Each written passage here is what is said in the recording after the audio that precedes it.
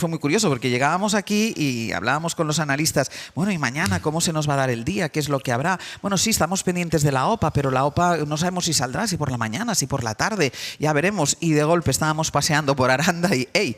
Que ha salido la OPA y que finalmente, bueno, ha salido el resultado, que no ha salido la OPA porque finalmente todo queda tal y como estaba. Y es que la verdad es que nunca un movimiento bancario, una operación de negocios, había adquirido la relevancia y el espacio que ha tenido esta OPA hasta traspasar la información puramente económica. Lo recordábamos a las 8 de la mañana. Ha sido una OPA que hemos retransmitido en directo gracias también a los anuncios publicitarios de uno y otro banco. Ha sido la OPA más larga de la historia de España. Ese intento del BBVA por hacerse con el control del Banco Sabadell, que no gustó a la entidad catalana, era lo que se llama una OPA hostil. Tampoco gustó a buena parte de los responsables políticos. La intención del BBVA era crear un gigante bancario a nivel europeo por número de activos, pero ha fracasado, y además es que ha fracasado de manera rotunda, contundente, en el primer asalto. No ha hecho falta ni siquiera una segunda vuelta. Jefe de Economía de la SER, Jordi Fàbrega, habla de nuevo. Hola, buenos días.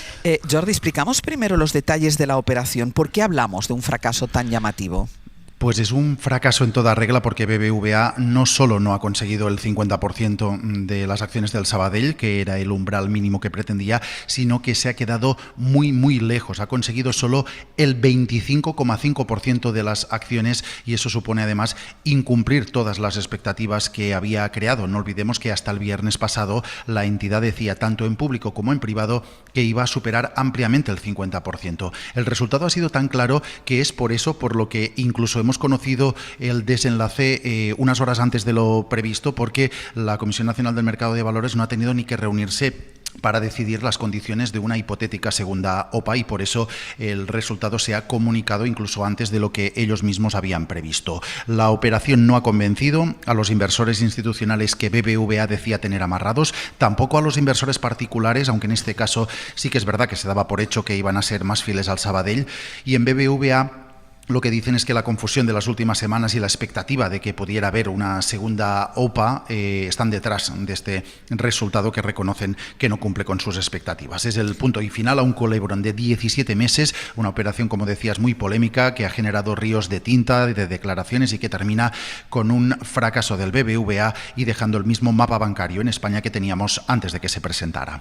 Jordi, con el tablero ya configurado, la pregunta es qué puede pasar a continuación y qué puede pasar en diferentes frentes. ¿Qué se puede esperar de los mercados, por un lado, pero también qué puede pasar con Carlos Torres, con el presidente del BBVA, que la verdad es que con el resultado de esta OPA queda muy tocado, y qué puede pasar con el Sabadell, que por el camino, al defenderse, también ha sufrido un desgaste?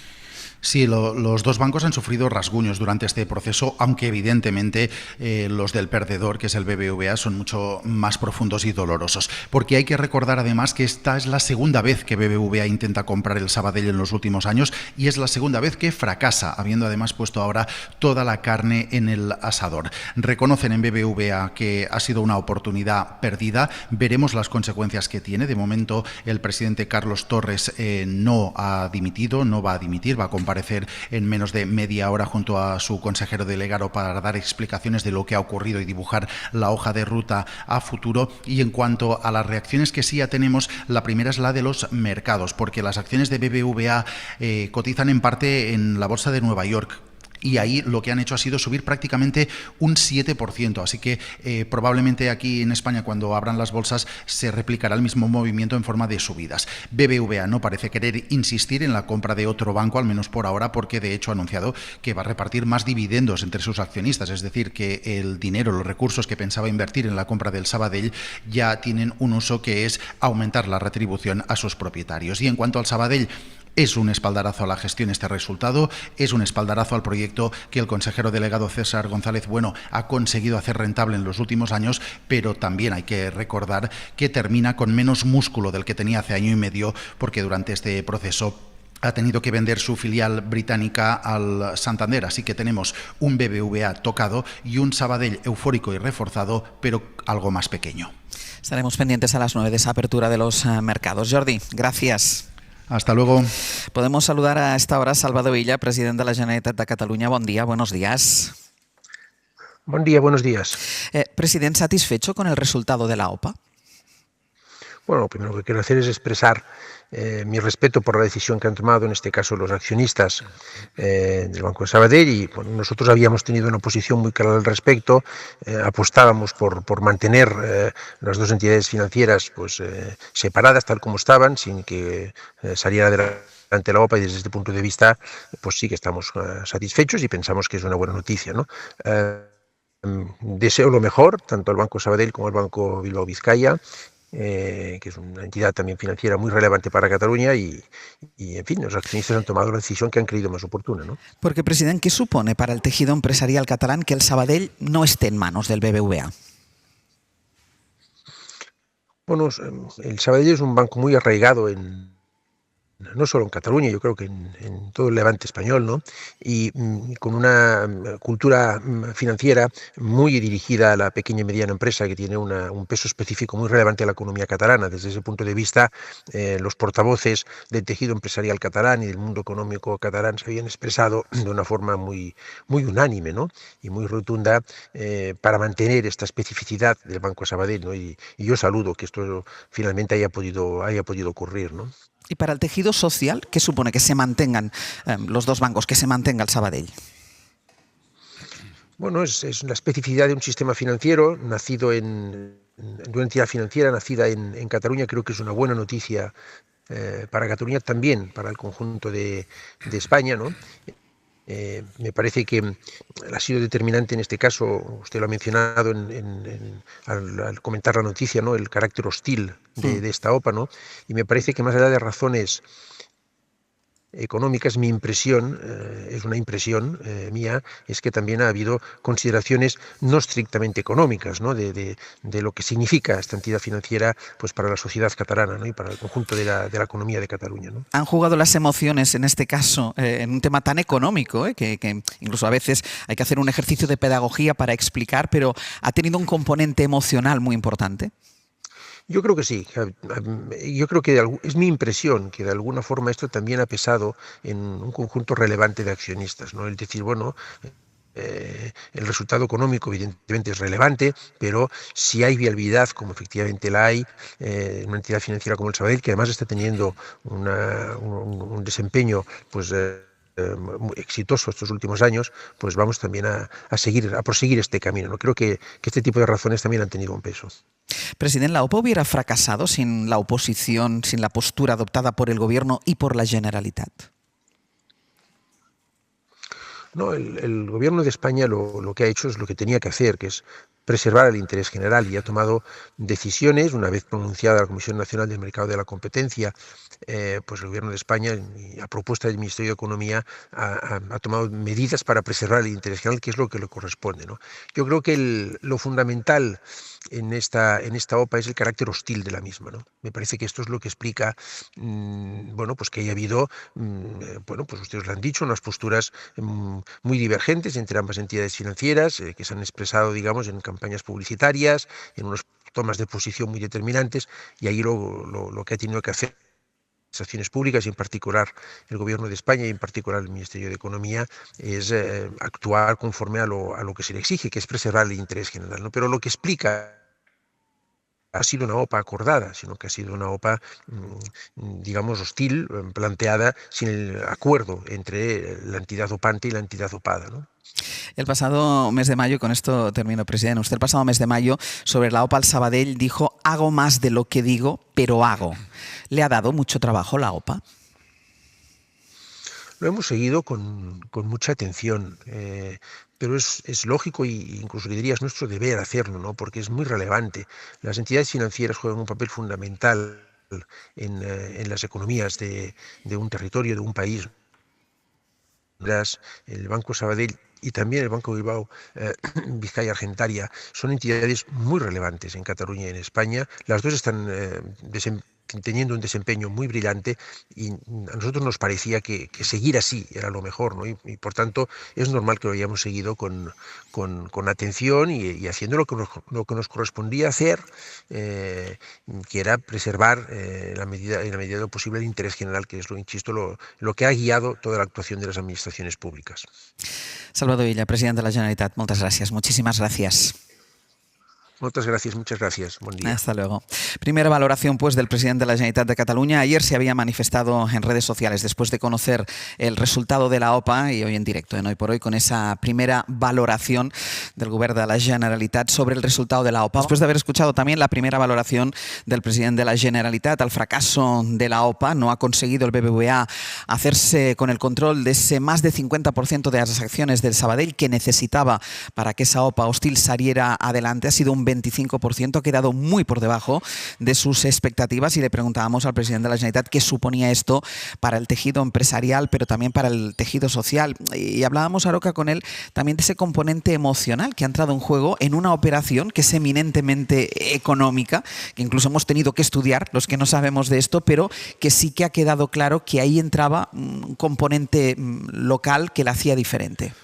Salvador Illa es un dirigente muy inteligente y ha utilizado una palabra comodín que es emoción, pero detrás de emoción, en este caso emoción catalana, ¿se entiende? Hay otras emociones, por llamarle así entre comillas. Yo tuve claro el asunto y me sentí bastante envidioso un día que fui testigo de una entrevista que le hiciste a Carlos Cuerpo, el ministro de Economía. Cuando habló, para mi sorpresa, porque siempre había yo oído a los gobiernos españoles defender digamos, con fuerza la concentración bancaria, porque parece que eso eran los vientos europeos que llegaban de los Pirineos para abajo, pero no, aquel día él defendió una banca territorializada. Es decir, estaba defendiendo evidentemente las posiciones del Banco de Sabadell. Y yo me sentí envidioso, ¿no? Porque dije, oye, pero en Andalucía, ¿por qué nunca ha habido un dirigente socialista que haya defendido la territorialización de la banca y de los intereses y de las emociones de Andalucía o de Castilla y León? ¿Por qué no ha habido nunca ningún dirigente socialista que lo haya defendido y que haya permitido, por ejemplo, que se desmantelara, bien cierto que era el tejido cajario y no bancario, pero se podía haber hecho otra solución para que hubiera una banca territorializada en Andalucía como en otros territorios del Estado? Aquello ya me abrió los ojos, ¿no? Pero claro, hoy cuando veo que aún detrás de una noticia de no concentración bancaria, que yo defiendo, por cierto, se entrevista a Salvador Illa y no se entrevista a Pradales, que es el Endacari, pues evidentemente creo que el tema está claro. Hay una banca, digamos, menor, sin que esto sea irrespetuoso, pero pegada al territorio, que yo defiendo, como ocurre en otros estados compuestos, en donde siempre hay una banca cerca del territorio. Y lo que me gustaría ahora que el Sabadell pues se convirtiera en una especie de símbolo de la banca periférica y los beneficios de los que disfrutan los catalanes, como ha reconocido el señor Illa, pues podamos disfrutarlo también en otros territorios del Estado. Que luego haya una banca macrocefálica que se dedique a otras cosas, vale, pero que haya una banca cercana de los intereses. Y además esto demuestra, por mucho que muchas veces se niegue, sobre todo desde el centro centralizado, de que en el Estado español hay pulsiones territoriales, hay tensiones, hay competencias territoriales, hay especificidades y, como ha dicho el señor presidente de la Generalitat, hay emociones. Bueno, Illa ya le conocemos por su contención, ese estilo que yo valoro muchísimo, porque prefiero y creo que tiene muchos más resultados alguien con esa contención, pero con políticas, que no con un liderazgo expansivo, a veces hueco, ¿no? Entonces, bueno, dice, lo hemos seguido con mucha atención. Bueno, no, esto ha sido importantísimo para su presidencia, porque han sido 17 meses, es su era, la era de Illa, y Illa, precisamente, este presidente quiere mostrar que es posible la prosperidad, el crecimiento, recuperar la sede de las empresas en Cataluña que huyeron con el proceso, mostrar estabilidad, y eso va de la mano de empresas y de bancos y demás. O sea que en lo que respecta a él y su era, su etapa, creo que es una noticia fantástica para intentar mostrar esa estabilidad y ese llevar las riendas de una economía en la que la capilaridad es tan esencial, ¿no? Y en lo que respecta ya más allá de la cuestión geoestratégica, digamos, o geopolítica, bueno, pues cada fusión ha demostrado que supone menos servicios para los ciudadanos, menos oficinas, menos atención. Es decir, suele ser fantástica para sus dueños, pero penosa Nefasta para el la empleo, gente. para la gente, para los mayores y los menores. Bueno, yo ya no sé dónde estoy, igual más cerca de los mayores, pero quiero decir, ¿cuánta gente no hemos visto cómo se han ido vaciando oficinas, cómo se han ido vaciando horarios de atención? Nos vemos combinados a un uso muy digital de todo este uso de la banca y, en fin, pues yo creo que algo cercano a los ciudadanos siempre va a ser mucho mejor para ellos. Estefanía. Sí, estoy de acuerdo que esto es un espaldarazo enorme para la gestión del president Illa. Por lo que decía Berna, cabe recordar que en tiempos del procés una gran cantidad de empresas, incluso de ellas bancos, salieron de Cataluña. Ahora, por ejemplo, han regresado 2 de las ramas de la Caixa, una todavía sigue en la Comunidad Valenciana, y en el caso del Sabadell, que continúa allí, a mi entender es una forma de decir: Cataluña quiere competir en los mercados, Cataluña quiere tomar desde aquí sus decisiones, porque cuando hay una fusión bancaria, de algún modo se pierde capacidad de decisión local. Los intereses del propio territorio se diluyen si las decisiones se toman en otro sitio. Entonces, tiene también un componente político en un momento donde vemos, ¿no?, en España, Cataluña venía de ser una de las grandes locomotoras, ahora eso lo ha ido perdiendo en favor de Madrid y esa tendencia mundial a unas grandes urbes. Pero la narrativa del president Illa siempre ha sido esa, ¿no?, de superar el procés y de generar esas más oportunidades. Yo no sé si esto es la batalla de David contra Goliat, pero lo cierto es que el Sabadell sale muy reforzado. Demuestra que un banco, tal vez considerado más modesto o más pequeño, sí, tiene capacidad de decir: valoramos nuestra independencia, nuestro tejido, nuestras pymes, que las decisiones se tomen aquí. Y yo creo que obviamente el BBVA seguirá con su voluntad de expandirse en otros mercados, precisamente en un momento, se decía el tema de la concentración bancaria, donde en España tenemos las heridas que tenemos, como en toda Europa, ¿no?, de la crisis de austeridad. Pero el tema de la concentración bancaria también es un problema. A la Unión Europea, aunque parezca contraintuitivo, tampoco le hacía mucha gracia esta sensación de que en España igual se quedaban 2 o 3 grandes bancos. Obviamente el modelo de las cajas tuvo los problemas que tuvo, de las cajas de ahorro, pero tener grandes gigantes no solo es reducción de oferta, también vemos que los clientes luego no tienen tanta capacidad de decir: me gusta más este banco, este otro. Entonces, yo creo que sale reforzadísimo Cataluña y sobre todo el president Illa, que demuestra, ¿no?, un espaldarazo de confianza de Cataluña es un sitio para invertir, para seguir creciendo económicamente y volver al liderazgo que tuvo hace años. Claro, que pedía esa palabra. No, al hilo de lo de las cajas desaparecieron prácticamente en su totalidad, pero desaparecieron, bueno, por muchos motivos, muchas razones, entre otras la politización de muchas de ellas, pero desapareció porque hubo una voluntad política de que desapareciera, y lo que pasa es que se nos vendió la burra como que las cajas eran incompatibles porque eran establecimientos, instituciones territoriales, y eso no cabía en Europa. Mentira. En Alemania, por ejemplo, la territorialización de instituciones financieras es fundamental para un Estado compuesto y federal como el de la República Federal Alemana, pero aquí se nos engañó. Y claro, esto conecta con lo que decía antes Berna. No, es que la concentración tenía la desventaja de que menos personal, menos... Claro, pero eso ya lo sabíamos y antes lo defendía todo el mundo era concentrador. No, la España moderna tiene que tener la banca concentrada, y estábamos viendo todos los días cómo despedían gente y cómo estas grandes instituciones concentradas no tenían ningún interés en poner ni siquiera un cajero en muchos pueblos de España.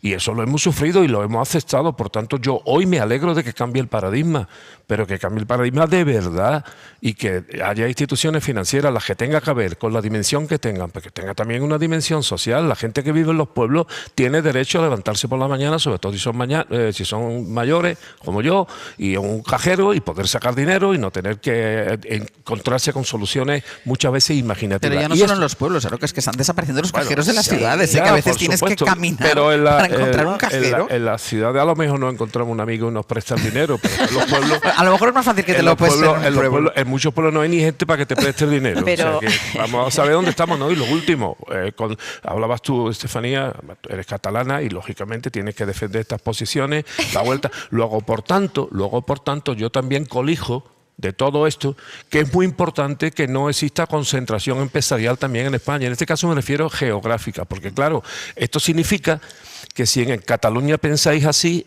entenderéis que también en Andalucía, por ejemplo, pensemos que no todas las empresas tienen que estar en Madrid, ni tener sus sedes sociales todas en Madrid. Sí. Claro. Javier siempre Aroca con la bandera contra Madrid. No, contra Madrid no, ya lo sé, ya lo sé. Lo he dicho a favor de las periferias del Estado español, en donde estamos hoy, por cierto, y por tanto también a favor de mi tierra, que es Andalucía. Claro que sí, Aroca, lo he dicho con todo cariño. Y... Solo Aroca puede sacar un aplauso en Aranda de Duero defendiendo a Andalucía.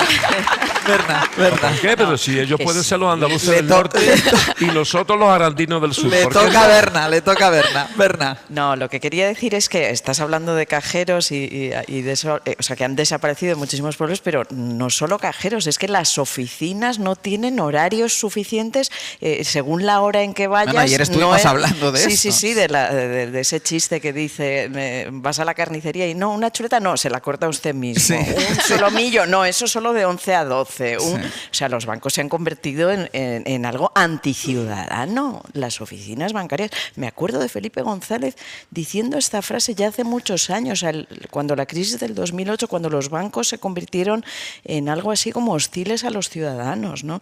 Pero bueno, por volver a la cuestión de la OPA, quiero decir que fijaos qué unanimidad que empresarios y sindicatos por una vez están de acuerdo. O sea, tanto los empresarios como los sindicatos, o sea, representantes de unos y de los trabajadores, están de acuerdo por las expresiones de las patronales que se han manifestado ayer o esta noche, etcétera, en la bondad para todos que supone que sobreviva el Sabadell de una forma independiente. Cierro contigo, Estefanía. Sí, fíjate, y lo comentaba Aroca, que cuando el gobierno claramente se posicionó a favor de no impedirlo, porque el gobierno no puede impedirlo, pero igual endurecer, sí. Exactamente, endurecer las posiciones, las condiciones de la OPA, porque no hacía gracia en el fondo, ¿no?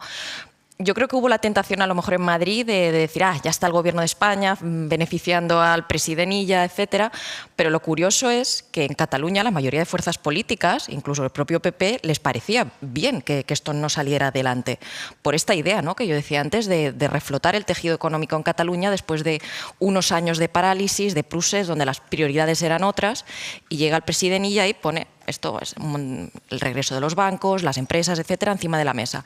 Yo creo que ahí entonces algunas voces en Madrid se tuvieron que morder un poco la lengua porque vieron que incluso los partidos de la derecha no les parecía bien que saliera. Las emociones.